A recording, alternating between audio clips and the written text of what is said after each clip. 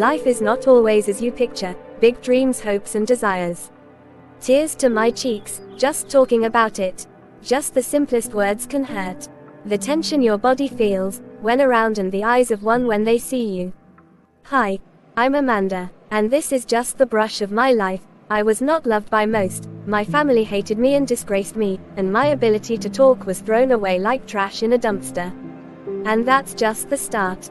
I have 3 older siblings, Alia the oldest who is 19, Alfano which is 18, Akila, she is 17, and then me I'm 16, at least that's what I think. I mean, who knows if that is the correct date of birth on my certificate. I'm lucky to even have a birth certificate.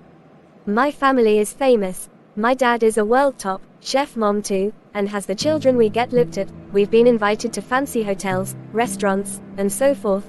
Okay, let me be more specific. My parents and siblings went. The only place I have ever been to was school, and that was barely a possibility. I was teased, made fun of, and had absolutely no friends. You might be saying to yourself, how, why?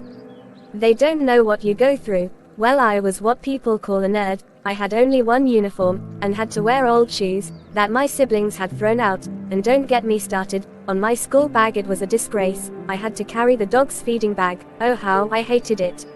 I remember the first time I went out with my family. It was a Tuesday night. We were yet again invited to a fancy restaurant. I remember it like it was yesterday. A man came to my house and handed us the invitations, but instead of receiving 5 invitations, my parents received 6. They were indeed forced to take me. I was excited. I looked for the best dress. I had some holes, so I took a colored marker and filled them out. I felt so beautiful, of course. I couldn't add up to the rest of my siblings, but I carried on. I mean, who cares, right? I just wanted the experience and joy. When we arrived, my family was first greeted while I was being looked at strangely. Well, course this was going to happen. Anyway, we sat down and later ordered our meals. The waiter came to our table to take our orders. Both my parents and siblings ordered first. As I was to open my mouth, my dad busted out and said, "That is all." The waiter walked away.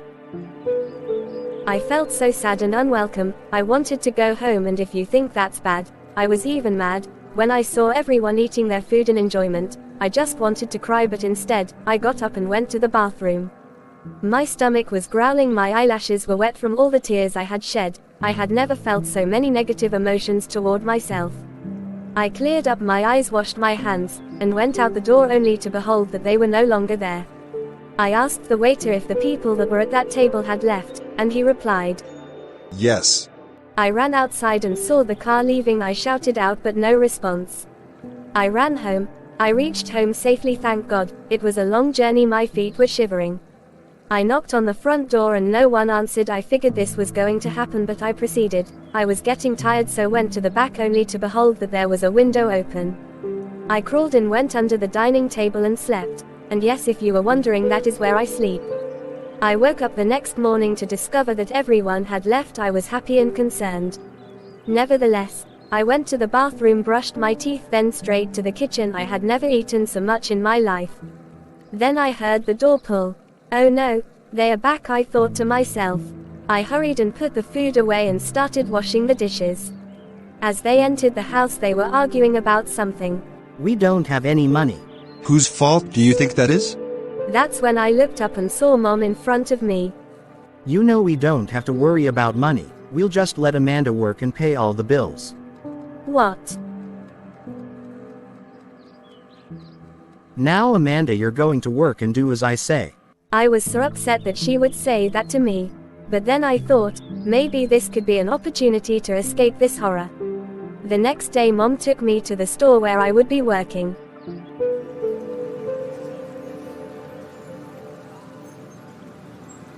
I started working there the day after.